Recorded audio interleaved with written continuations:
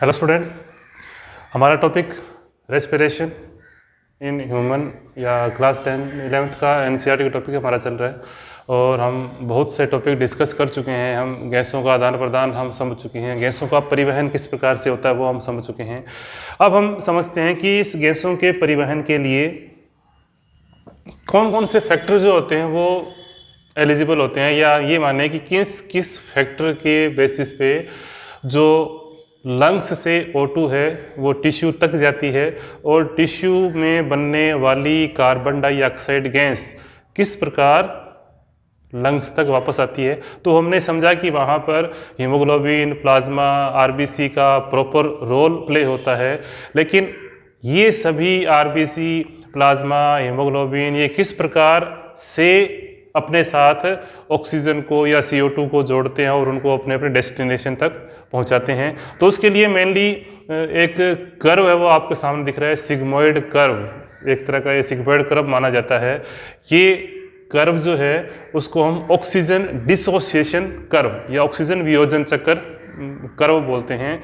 इन्होंने इस कर्व के द्वारा ये समझाने की कोशिश की गई है कि हीमोग्लोबिन के साथ ऑक्सीजन का जुड़ाव किस बेस पे निर्भर करता है। तो मैंने आपको पहले ये बताया था, ऑक्सीजन का जब ट्रांसपोर्ट हमने समझा था तो उसके अंदर हमने समझा था कि किस प्रकार ऑक्सीजन का आंशिक दाब जितना ज़्यादा बढ़ता चला जाएगा, हीमोग्लोबिन के साथ ऑक्सीजन के जुड़ने का क्रम उतना ही ज़्यादा होगा। तो यहाँ पर इस कर्व को हम दो पार्ट में बांटें।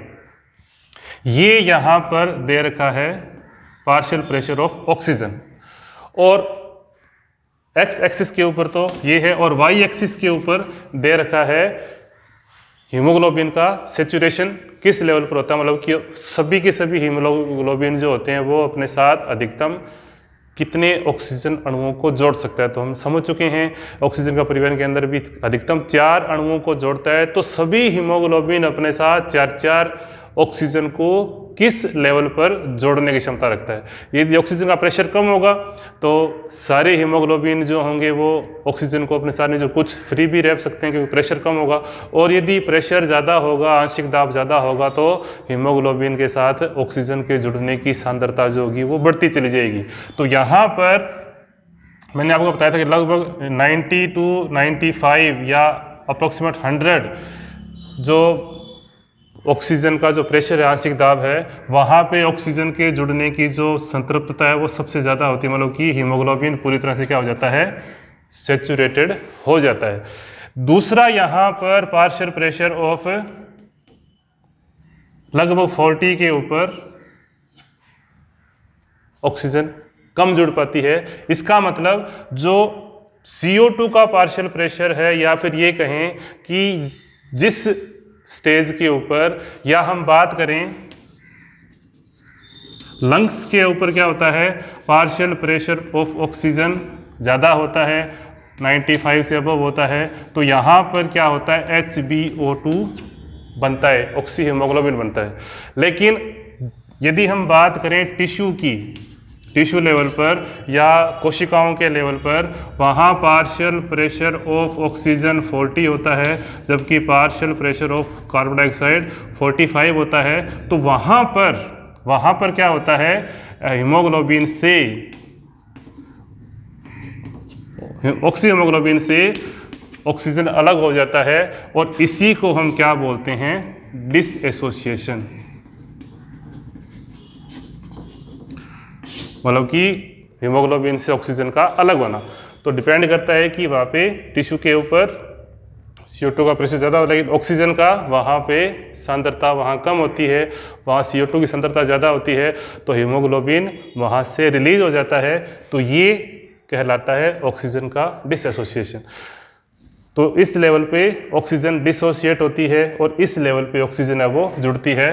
तो ये हमारा जो कर्व है ये लंग्स के लेवल पर बता रहा है, और ये कर्व जो है वो हमें कहाँ बता रहा है, टिश्यू के लेवल पर बता रहा है। टिश्यू के ऊपर किस प्रकार से ऑक्सीजन है वो जुड़ पाती है, तो बहुत कम जुड़ पाती है, और अधिकतम इससे ऊपर जो कर्व है वो कैसा हो जाता है, बिल्कुल स्ट्रेट लाइन में हो जाता है।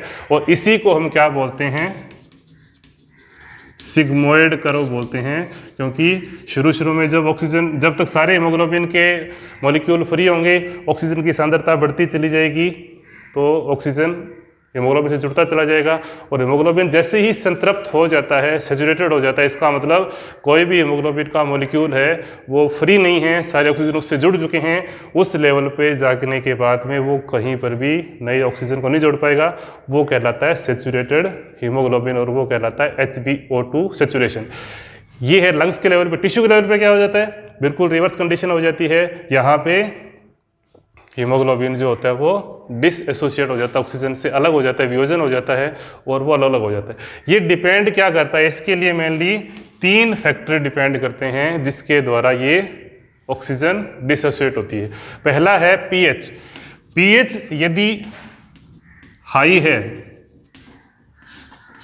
पीएच यदि हाई है, दूसरा टेम्परेचर लो है और तीसरा पार्शियल प्रेशर ऑफ ऑक्सीजन 95 से अबव है, ज़्यादा है, तो ये लंग्स पर होता है और ये क्या बनाता है, ऑक्सी हीमोग्लोबिन बनाता है हाई पीएच के ऊपर। मतलब कि अप्रॉक्सीमेट पीएच ज़्यादा रहता है क्योंकि मीडियम किसी प्रकार से वहाँ पे एसिडिक नहीं होता, लगभग पीएच लगभग कितना रहता है, 7.4 रहता है। दूसरी कंडीशन क्या है, दूसरी कंडीशन में पीएच लो, लो का मतलब ये नहीं कि बिल्कुल ही लो, पीएच नॉर्मल पीएच से कम हो जाना।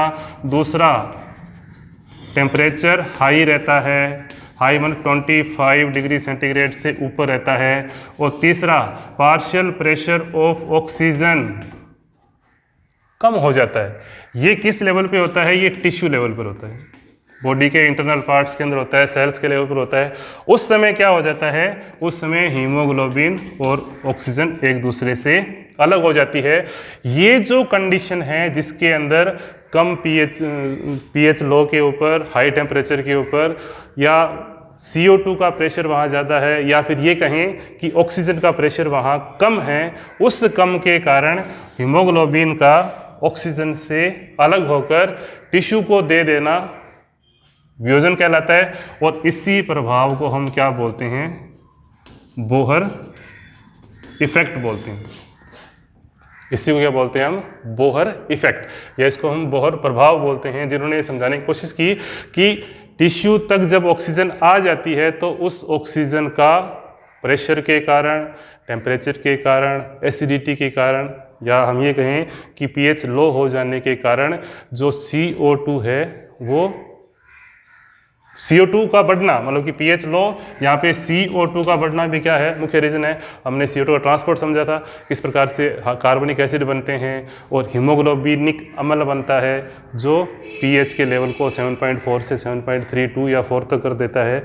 तो ये सब लेवल जो है वो क्या करते हैं, ब्लड के अंदर से ऑक्सी हीमोग्लोबिन को अलग कर, ऑक्सीजन को अलग कर देते हैं और हीमोग्लोबिन को अलग कर देते हैं, और इसी को हम क्या बोलते हैं, वियोजन, ऑक्सी हीमोग्लोबिन का वियोजन।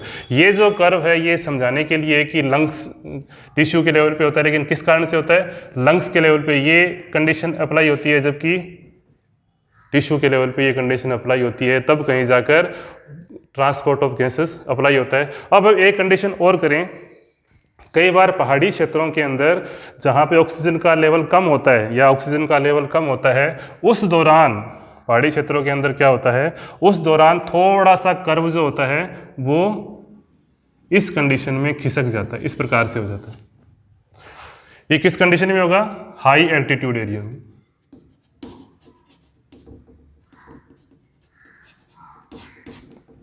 जहां ऑक्सीजन की कंसंट्रेशन कम होती है। दूसरी बात, ये किस तरफ हो जाता है, वो लेफ्ट की तरफ खिसक जाता है। यदि हम बात करें बहुत ज़्यादा जो मेहनत करते हैं या बहुत ज़्यादा जो हार्डवर्क करते हैं, जैसे मस्कुलर सेल हैं, जो मांसपेशियाँ हैं, वो हमारी उन शरीर के उन अंगों में जहाँ पे मस्कुलर पावर ज़्यादा लगती है, जहाँ बहुत अधिक ऑक्सीजन की डिमांड होती है, या बहुत अधिक मेहनत करने वाले जो व्यक्ति हैं, उनके लिए यदि कर्व बनाएं तो वो कर्व इस प्रकार से बनता है। ये कहाँ बनता है, जब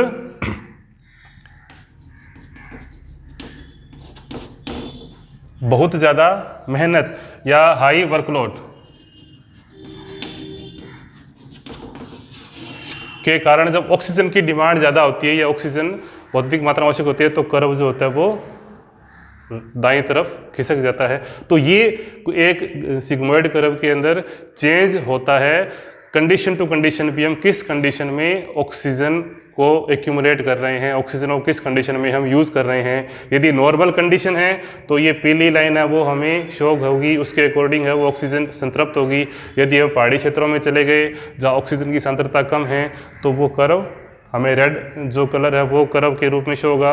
और यदि बहुत अधिक मेहनत कर रहे हैं जहाँ बहुत अधिक हमें ऑक्सीजन की डिमांड है तो हमारा कर्व जो होता है वो राइट की तरफ, या जो वॉयलेट कलर का जो कलर है वो हमें कर्व है वो दिखाई देगा।